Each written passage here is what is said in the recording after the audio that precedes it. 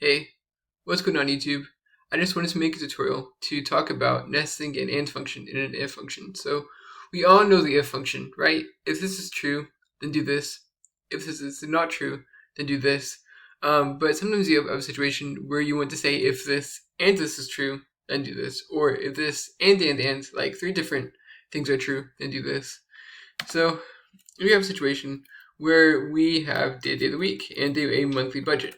And we want to say, okay, if it is Monday and the budget is greater than $18, then we want to say that it is good.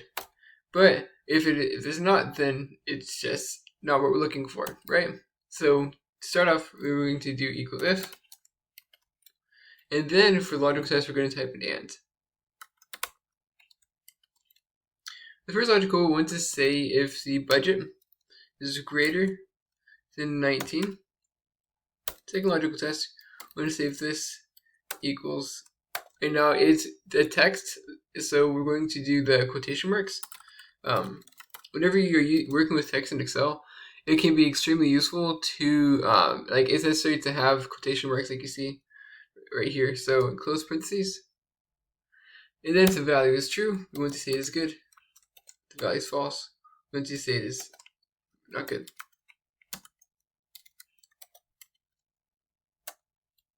As you can see, the situation is not greater than 19. It is 19, but it's not greater than 19. So it's not good. Copy and paste this down. As you can see, right here, it is greater than 19, so it is good.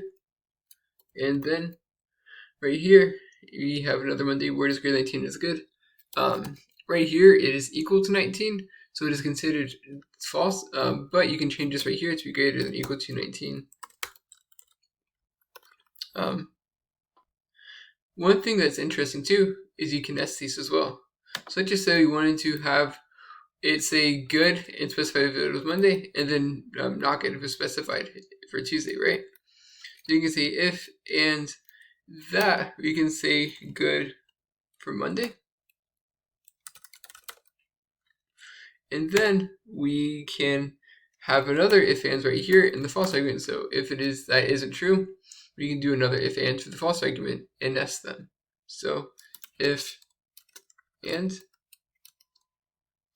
we can say, well, if this is if this is equal to Tuesday, and yes, we are clicking on the same cell, just because that's the cell. This is the cell that we're going to want to be testing. So we're going to click on it again. Equals Tuesday. And this is greater than 19. Close parentheses and the and function, comma, to get the value if value is true. There's a good Tuesday, then not good.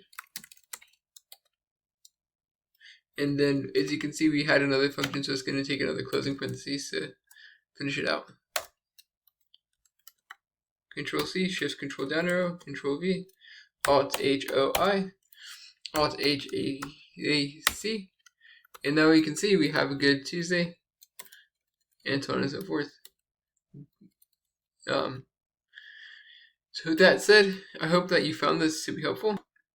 And if you want to, we can go through and do this for every day of the week, just having a continuous if and, and go through the same process and having one for every day of the week if we wanted to. So, and to, I guess, take this one step further, you can even do a count if, and then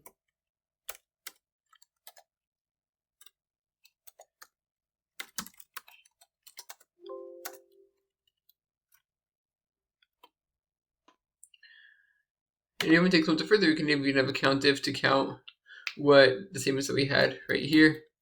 So, for example, we can say count if, and here's a range to do the function on, and then we can just say text not good. You can see there's 15 statements that says not good.